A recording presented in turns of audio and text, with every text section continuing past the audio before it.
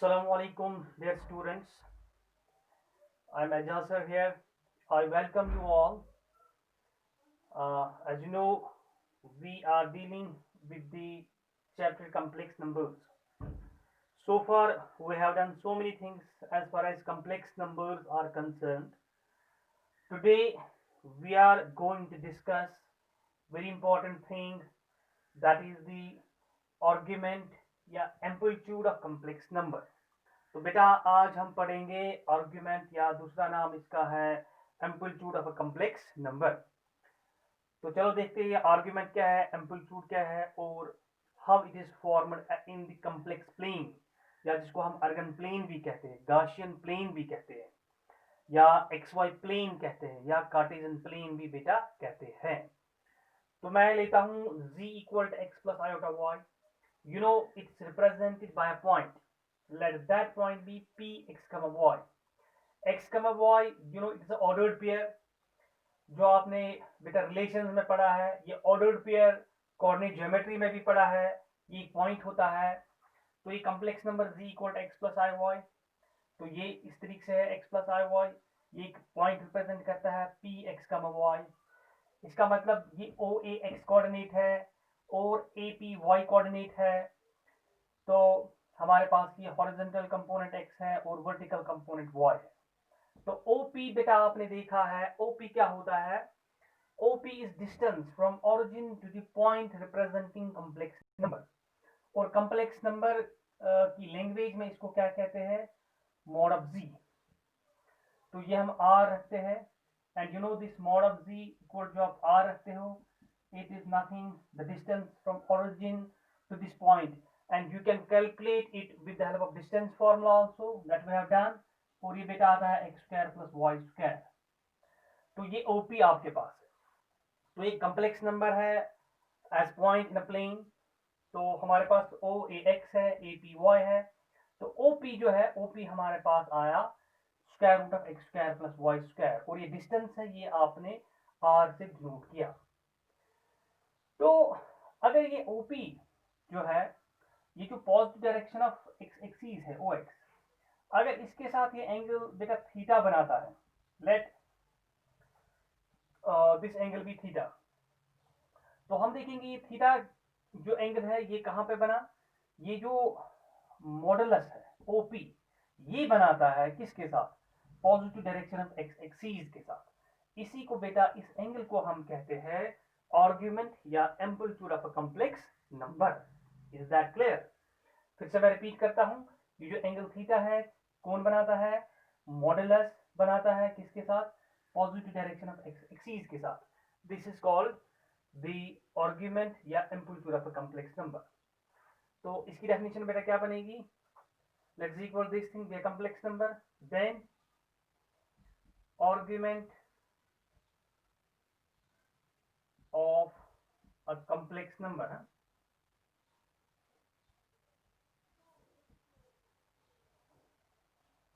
is the angle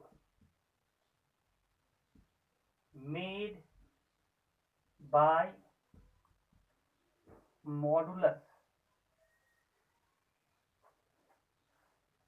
of complex number किसके साथ, with positive direction of x axis।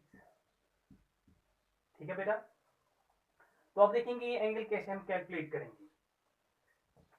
मतलब let angle AOP, angle AOP ये हम रखेंगे theta, this is the argument. हम लेंगे इन ट्राइंगल OAP, ये राइट एंगल ट्राइंगल है। वी हैव ट्राइगोनोमेट्री में आपने पढ़ा है साइन थीटा किसके बराबर होगा, that is perpendicular by hypotenuse, that is y by r। This implies y आपके पास क्या आएगा, r टाइम्स साइन थीटा। इसी तरीके से cos थीटा क्या बनेगा, that's base by hypotenuse, that is x by r। This implies x क्या आएगा हमारे पास, r cos theta, that will be first, this is the second. So dividing first by second we get, जब इनको divide करेंगे both side, ये आएगा हमारे पास y by x, तो यहाँ आएगा r sin theta divide by r cos theta, तो r और r कैंसिल हो जाएगा, हमारे पास आएगा sin theta by cos theta. इसका मतलब sin बाय cos हो गया बेटा tan थीटा, tan थीटा किसके बराबर आएगा, y by x। तो you know as far as the inverse of function is concerned, तो ये थीटा क्या आएगा, थीटा आएगा tan inverse y by x। तो इस तरीके से इस आर्गुमेंट का वैल्यू मैथमेटिकली हमें मिलता है। This is the theoretical definition and this is the mathematical aspect as far as the argument of complex number is concerned. So this theta is given by tan inverse y by x.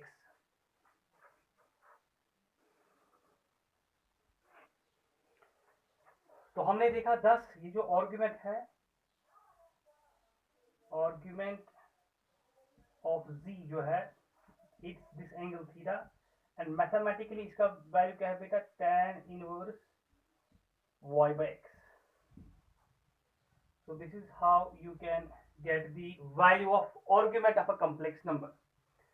Now see, आपको पता है ये जो हमारे पास trigonometric functions है, they are circular in nature, they are periodic in nature. ये जो आपके पास एंगल है, एंगल थीटा हियर, तो ये आपकी पोजीशन फिक्स करता है here with the help of this angle theta and with the help of this distance r। ये आपके पास इसके कार्टेशियन कोऑर्डिनेट्स है px, y। पोलर कोऑर्डिनेट्स क्या आएंगे, पोलर कोऑर्डिनेट्स आएंगे r और थीटा। r डिस्टेंस यहां से लेके यहां तक और एंगल थीटा इसको फिक्स करेगा, तो इससे पता चलेगा मतलब हमारी लोकेशन क्या है with help of r and theta. Now जब आपने ऐसे मूव किया तो डिस्टेंस यहां से लेके यहां तक फॉर एग्जांपल 3 किलोमीटर है और एंगल कुछ 45 है, तो हमारी पोजीशन लोकेट हो गई। लेकिन इसमें एक चीज है, जब आप इस तरीके से ट्रेवल करोगे इस तरीके से, तो बेटा इसको क्या कहते हैं, वन टर्न या कंप्लीट साइकिल, जो आपने ट्राइगोनोमेट्री में सीखा है। तो जब ये कंप्लीट साइकिल हो जाएगा उसके बाद फिर से आप इस पोजीशन पे आओगे। इसका मतलब इसके ये जो आर्गुमेंट है इसके रिपीटेड वैल्यूज होते हैं। अगर दूसरा कंप्लीट साइकिल करोगे आप फिर से इस लोकेशन पे पहुंचोगे, तो it has repeated values, argument के रिपीटेड वैल्यूज होते हैं। तो इसलिए हम डिफाइन करते हैं एक ऐसा आर्गुमेंट जो रिपीट नहीं होता है, उसको हम बेटा कहते हैं principal argument of a complex number. ये प्रिंसिपल आर्गुमेंट क्या होता है, it's any interval of length 2π। आपको पता है 2π में ये रिपीट नहीं होता है, 2π के बाद ही फिर से रिपीट होता है। So I am going to define now principal argument of a complex number.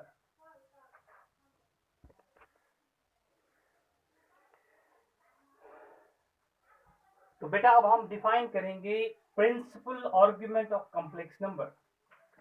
Late z equal to x plus i y, ये कॉम्प्लेक्स नंबर है। एज पॉइंट ये क्या हो गया, px, y। ये कार्टेशियन कोऑर्डिनेट्स, या आप लिख सकते हो polar coordinates p, r and theta। r and theta are called polar coordinates, x and y are called Cartesian coordinates। The value argument हमें पता है that's theta, the value of theta, the value of theta such that हम define करेंगे -π less than theta lesser equal to pi. तो ये reason जो है is called, इसको हम कहते हैं प्रिंसिपल आर्गुमेंट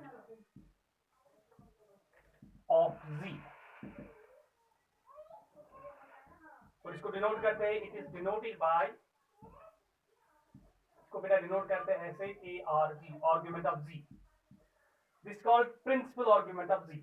तो मैंने जैसे पहले ही कहा it's nothing, it is interval of length 2 pi, लेकिन अब हम इस तरीके से लेते हैं so that we have the scope for negative angles as well as for positive angles। देखो अब मैं प्रैक्टिकली सिखाऊंगा ये रियल बेटा क्या है, जो आपके पास minus pi less than theta less और इक्वल पाई। आपको पता है नेगेटिव एंगल जो है, एंगल कैसे बनता है, it is the rotation of a ray from initial position to terminal position. अगर ये रे रोटेट करती है एंटी क्लॉकवाइज डायरेक्शन में, एंटी क्लॉकवाइज डायरेक्शन होगा ऐसे, तो पॉजिटिव एंगल बनता है। अगर ये क्लॉकवाइज सेंस में रोटेट करता है तो नेगेटिव एंगल बनता है। तो आपको क्या जाना है, माइनस पाई और पाई, इसका मतलब इस डायरेक्शन में, जो ये वाला डायरेक्शन देगा, वेरी इंपॉर्टेंट, इस डायरेक्शन में आप यहां से लेके यहां तक जाते हो, ये हो गया आपका माइनस पाई। लेकिन यहां आप ये बाउंड्री टच नहीं करते हो, इसमें मत। अब जो ये वाला है पॉजिटिव एंगल, यहां आप कैसे जाते हो, यहां आप यहां से लेके यहां तक जाते हो, ये हो गया बेटा पाई। यहां आप ये बाउंड्री टच करते हो, तो ये बाउंड्री यहां आ गई, यहां नहीं, रिपीट नहीं करना है, और ये बाउंड्री जीरो इसमें आ गई, तो इट इज नथिंग। यहां से हम इस तरीके से गए, यहां से इस तरीके से गए, तो यहां से हमारे पास क्या आ गया, इट्स वन टर्न या कंप्लीट साइकिल जिसको आप कहते हो, या इट्स इंटरवल ऑफ लेंथ 2 पाई, क्योंकि 2 पाई के बाद ये जो वैल्यूज है आर्गुमेंट के, ये बेटा रिपीट होते हैं। So this is how you define the principal argument of a complex number from minus pi to pi, excluding minus pi, including pi. This is the diagramical representation, how you have to move as far as the principal argument is concerned. इसका मतलब अगर first quadrant में है तो हम यहाँ से जा सकते हैं, सेकेंड क्वाड्रेंट में भी यहाँ से जा सकते हैं, अगर थर्ड क्वाड्रेंट में है तो हमें यहाँ से जाना है, फोर्थ क्वाड्रेंट में है तो हमें यहाँ से जाना है। तो अब हम बेटा सीखेंगे ये जो प्रिंसिपल आर्गुमेंट है, how to find the principal argument of a complex number, क्योंकि कॉम्प्लेक्स नंबर जो है या तो फर्स्ट क्वाड्रेंट में लाई करेगा, या सेकेंड में, या थर्ड में, या फोर्थ में, या बाउंड्रीज पे होगा। सो अब हम डिस्कस करेंगे case wise how to find the principal argument of a complex number.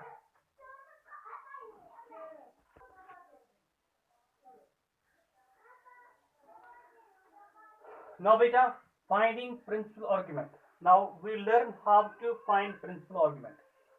Case first, z equal to x plus iy, as point px comma y, यहाँ मैंने रखा x पॉजिटिव y पॉजिटिव, क्योंकि first quadrant में आपको पता है x भी positive होता है, y भी पॉजिटिव होता है। तो z lies in first quadrant, this your px comma y। तो हम प्रिंसिपल आर्गुमेंट फाइंड करते हैं, तो हम लेंगे लेट अल्फा, हम रखेंगे tan inverse mod of y by x। हम ये एंगल अल्फा डिफाइन करेंगे। आपने आर्गुमेंट पहले ही देखा, थीटा भी होता है tan inverse y by x।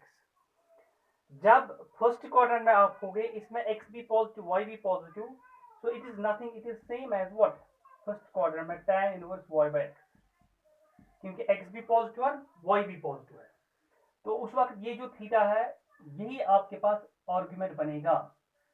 इसको आप थीटा बोलो या अल्फा, यही थीटा अल्फा के बराबर होगा, क्योंकि आपने देखा जो प्रिंसिपल आर्गुमेंट है, आप यहाँ से यहाँ तक जा सकते हो, तो इस वक्त प्रिंसिपल आर्गुमेंट क्या आएगा, यही थीटा या अल्फा। तो केस फर्स्ट में as far as the definition is concern, case first v equal x plus y, तो यहाँ पे जो argument, principal argument of z, वो क्या बनेगा, that is this alpha.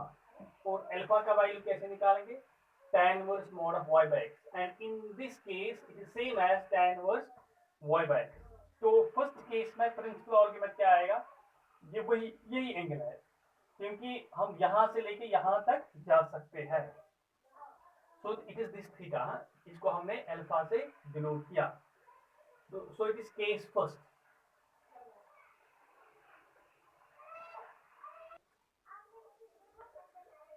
Now case second, z equal to x plus iy, it's px comma y. X will be negative, y positive, because you know in second quadrant x बेटा क्या है negative, y क्या है positive. Second quarter में x negative y positive, तो इससे हमें पता चलता है ये सेकंड क्वार्टर में है, that is z lies in second quarter. तो यहां पे हम देखेंगे आर्गुमेंट क्या आएगा।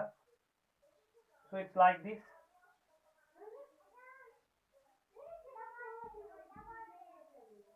ये आपके पास अल्फा है, दिस योर अल्फा, क्योंकि अल्फा आपने डिफाइन किया है tan inverse mod of y by x, ये आपके पास अल्फा है। नाउ सी आर्गुमेंट जो है, प्रिंसिपल आर्गुमेंट की डेफिनेशन क्या है, जो मॉडुलस OP जो एंगल बनाता है इसके साथ,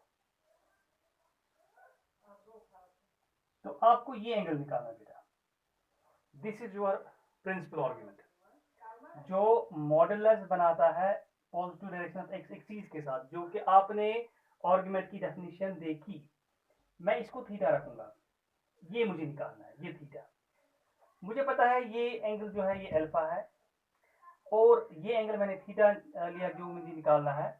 ये पूरा एंगल जो है, ये पूरा एंगल कितना होगा, पूरा एंगल 180 है, और ये अल्फा है, तो इसका मतलब ये जो थीटा है बेटा, ये थीटा क्या आएगा, that will be pi 180 minus alpha. तो इसमें सेकंड केस में आर्गुमेंट ऑफ z, ये सारा बेटा डायग्राम पे है, डायग्राम से समझना है।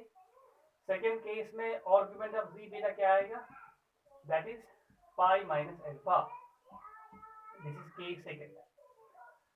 केस थर्ड जो है, केस थर्ड हम लेंगे z equal to x plus I y, this again p x comma y. Second case में x भी नेगेटिव होगा, y भी नेगेटिव होगा, so it's like this।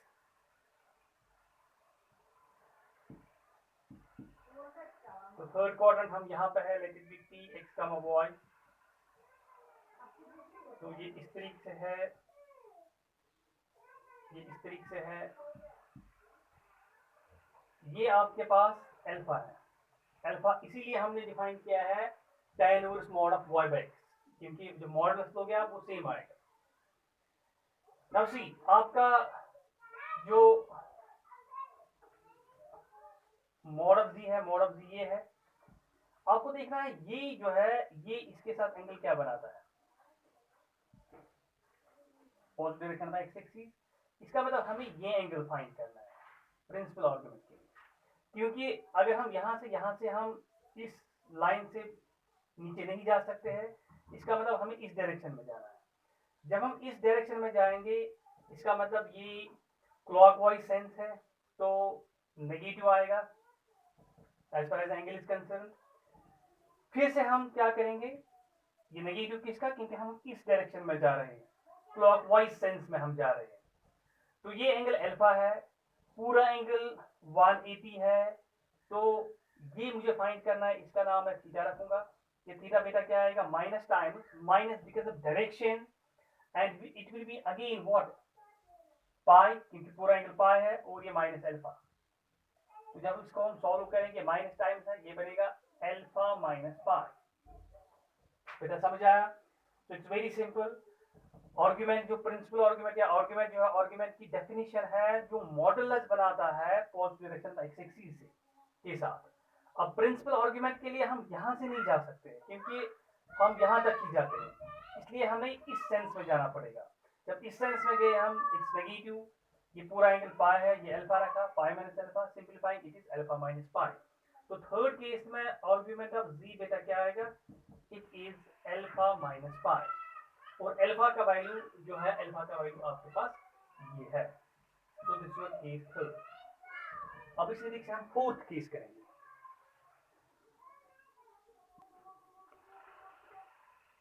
Now case 4 z equal to x plus iy, let it be point px, y। तो case 4 means fourth quadrant, इसमें x positive होगा और y negative होगा।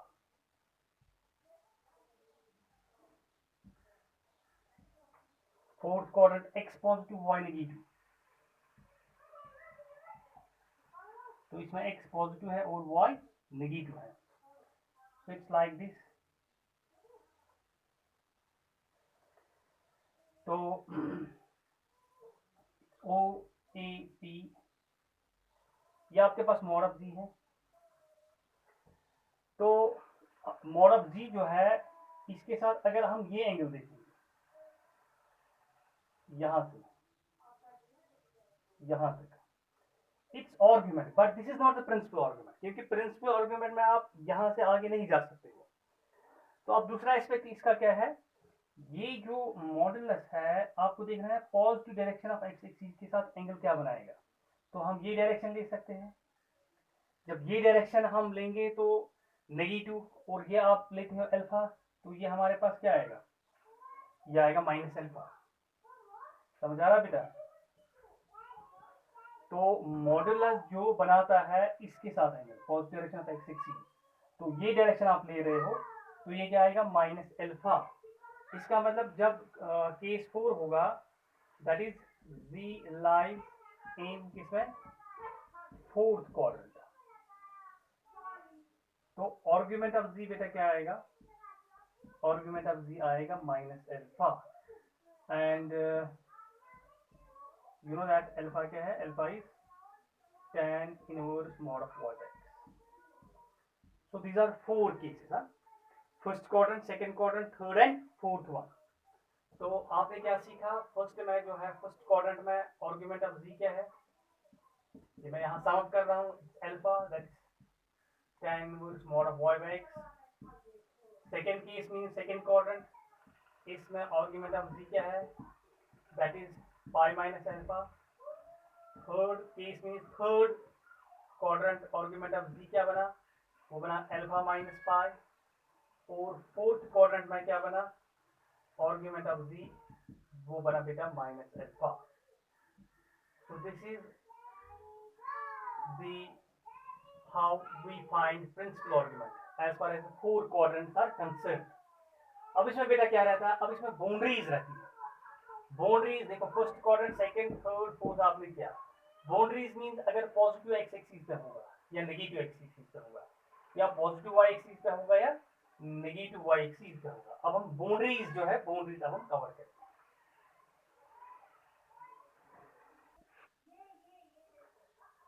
तो बेटा अब हम बाउंड्रीज डिस्कस करेंगे.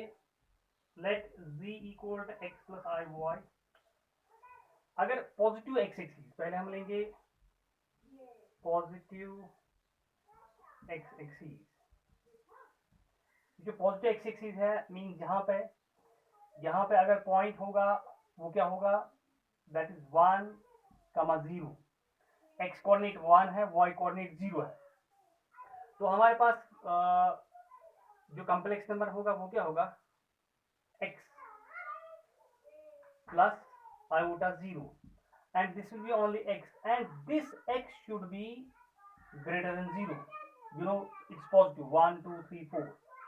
तो कॉम्प्लेक्स नंबर क्या होगा, purely real z equal to x and x greater than 0. तो बेटा इस केस में आर्गुमेंट क्या होगा, you know argument is the angle which modulus makes with positive direction of x axis. मैं आपको इस पर सिखाऊंगा. ये जो आपके पास 1,0 है, it is z equal to 1 plus 0 iota. Modulus आपने देखा, it is distance from origin to the point representing complex number.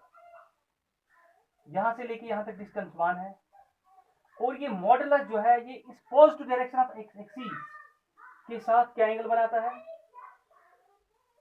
इसकी भी डायरेक्शन यहां से और इसकी भी डायरेक्शन यहां से. तो ये दो डायरेक्शन कोइंसाइड होती है एक ही साइड से.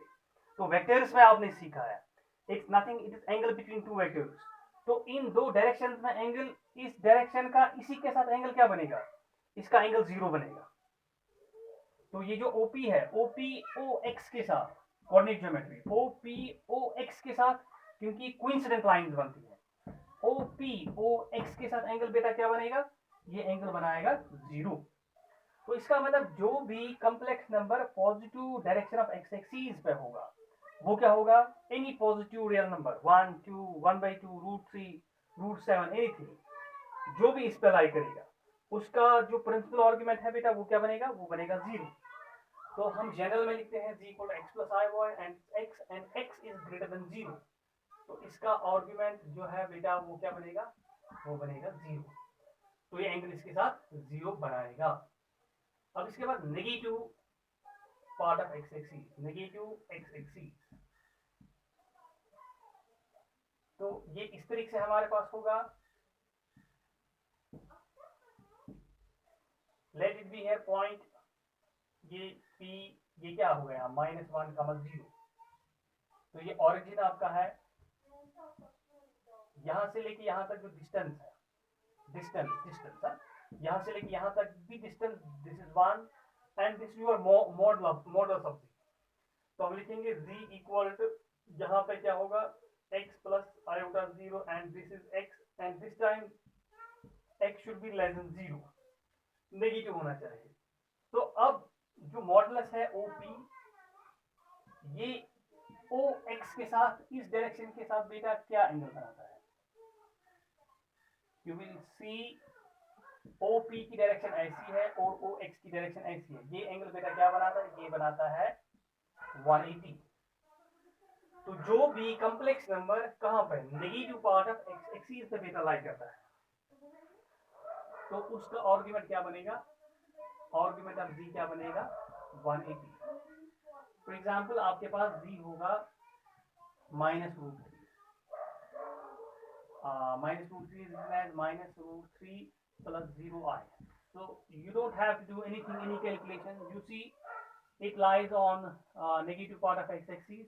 तो सिंपली इसका आर्गुमेंट है जो बेटा वो 180 है। So any number which lies on what negative part of x axis, पहले तो उसका इमेजिनरी पार्ट 0 होगा और दूसरी बात उसका आर्गुमेंट क्या होगा बेटा? उसका आर्गुमेंट पाई होगा। Now it remains positive part of y axis and negative part of y axis.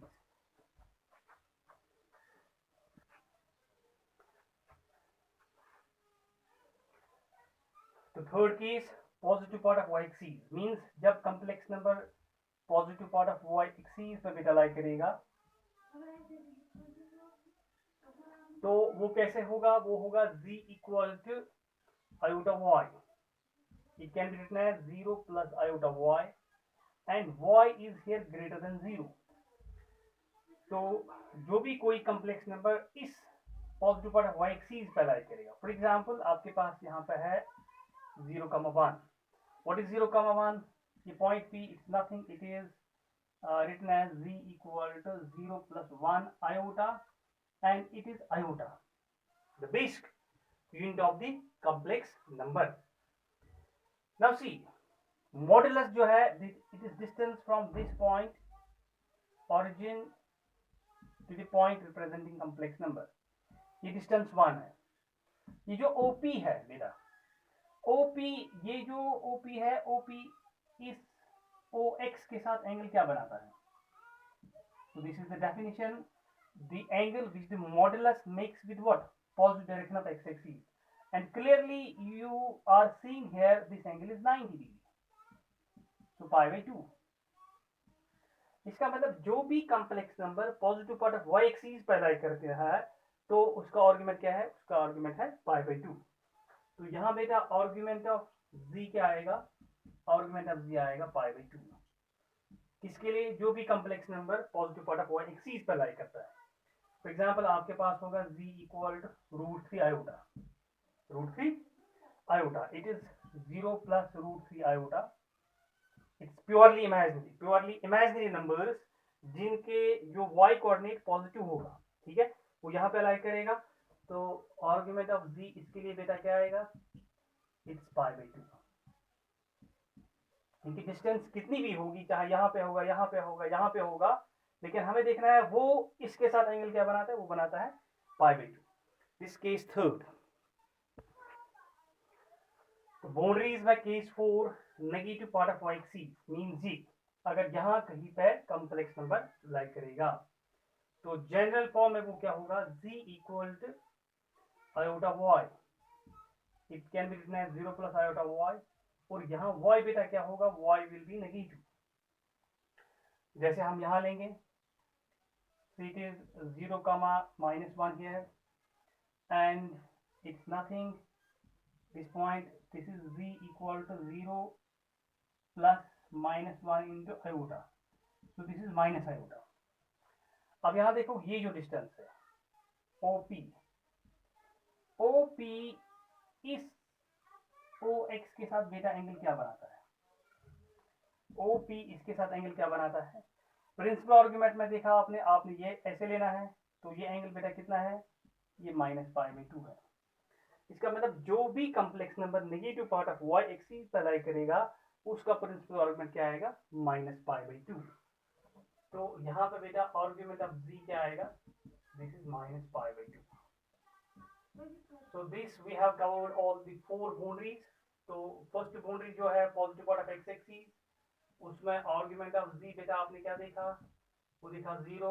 दूसरी बाउंड्री में argument of z negative part of x axis, तो उसमें देखा आपने pi. Third argument of z positive part of y axis, उसमें क्या देखा बेटा आपने? π/2। एंड फोर्थ जो है argument of z as far as the negative part of y axis is concerned, it is -π/2। अब इसमें और कुछ रहता है, जब हम गौर से देखेंगे सारा कवर हो गया, ये भी हो गया, ये भी, ये भी, ये भी, ये पोर्शन भी हो गया, ये पोर्शन भी हो गया, ये भी हो गया, ये भी हो गया। What is the mean? हाँ, खाली ओरिजिन रहा। Very important remark. देखो जो ओरिजिन है, ओरिजिन को कैसे लिखेंगे? z equal to 0। It is 0 + 0 iota. Now see, ये जो इस तरीके से हमारे पास है ओरिजिन, ये पॉइंट है। वेक्टर्स में आपने सीखा है नल वेक्टर जो है, null vector is nothing that is point. Null vector उस वेक्टर को कहते हैं जिसकी लेंथ 0 होती है। जब लेंथ 0 होती है तो that will reduce up to a point. Point की कोई फिक्स डायरेक्शन नहीं होती है। ये जो ओरिजिन है ये इस पॉजिटिव पार्ट ऑफ एक्सिस के साथ क्या एंगल बनाएगा वो डिपेंड करेगा इस पॉइंट की डायरेक्शन क्या है। अगर यह ऐसी डायरेक्शन है तो π/2 बनाएगा, अगर ऐसे है पाई, अगर ऐसे है कुछ और, अगर इस तरीके से कुछ और, इस तरीके से कुछ और, इस तरीके से कुछ और। इसकी कोई फिक्स डायरेक्शन नहीं है, लिहाजा ये जो ओरिजिन है ये कुछ भी एंगल इस positive part of x axis के साथ बना सकता है। दैट्स व्हाई इसका जो आर्गुमेंट है वो डिफाइन नहीं होगा। तो जब z इक्वल टू 0 रिटन है 0 + 0i, यहाँ argument of z is not defined. ये मैंने आपको एक theoretical justification the with help of vectors. दूसरा जो मैथमेटिकल है, आपने देखा आर्गुमेंट ऑफ z बेटा क्या है? That is tan inverse y/x। Now see, यहाँ x भी 0 है, y भी 0, ये क्या बनेगा? tan inverse, it is 0/0 and you know that 0/0 is not defined। तो मैथमेटिकली भी मैंने यहाँ दिखाया जो ये ओरिजिन है इसका आर्गुमेंट बेटा डिफाइन नहीं होगा। So we have covered each and every point of the complex number as far as the principal argument is concerned. Fine. So this is how to find the principal argument of a complex number. Now beta very important thing, polar form of complex number, जो कि अभी तक हमने पढ़ा वो उसमें आ गया। अब इसको हम रिप्रेजेंट करेंगे व्हाट पोलर फॉर्म इज। तो आपके पास बेटा है z equal to x + iy। इसको हम स्टैंडर्ड फॉर्म या कार्टेशियन फॉर्म कहते हैं। इसकी रिप्रेजेंटेशन एज पॉइंट क्या है? p x, y। तो आपने अभी देखा जो ये ट्रायंगल हमने लिया OAP, इसमें आपने देखा x किसके बराबर आया? जब आप ये ट्रायंगल लेंगे OAP, तो फिर से मैं यहाँ लिखूंगा, हालांकि ये वहां हमने रिपीट किया। तो साइन थीटा जो है इन ट्रायंगल OAP जो है, साइन थीटा बेटा क्या आएगा? ये आएगा परपेंडिकुलर y/r। ये r आपको पता है, इट्स मॉडुलस, इसका वैल्यू ये है। तो y क्या आएगा? इट्स r साइन थीटा, और cos थीटा क्या आएगा? That's base by hypotenuse, that's x/r। This implies x बेटा क्या आएगा? r cos theta. इससे पहले भी आपने किया, ये x ये y, और जब हम इनको डिवाइड करते हैं वहां से आता है theta equal to tan inverse y/x। And ये जो r है, r जो है ये ज्योमेट्रिकली भी आप कैलकुलेट कर सकते हो, या अगर इनको हम स्क्वायरिंग और एडिंग करेंगे तो r आएगा स्क्वायर रूट ऑफ r जो हमारे पास आएगा, जब हम इसको स्क्वायरिंग करेंगे first and second, squaring and adding both side, ये आपके पास आएगा y square plus x square equal to इसका भी स्क्वायर, इसका भी square, it is r square sin square theta plus cos square theta, that's 1। And ये एक और प्रूफ इसका है, r square equal to y square plus x square, तो r क्या आएगा, square root of x square plus y square, that's equal to mod of z। तो जो बेटा पोलर फॉर्म है, पोलर फॉर्म जो z equal to x plus i y का है, x के बदले हम लिखेंगे r cos theta plus iota, y के बदले हम लिखते हैं r sin थीटा। तो ये आता है z equal to r common, it is cos theta plus iota sin theta. This is called polar form of complex number. इसमें जो r है that's mod of z, fine.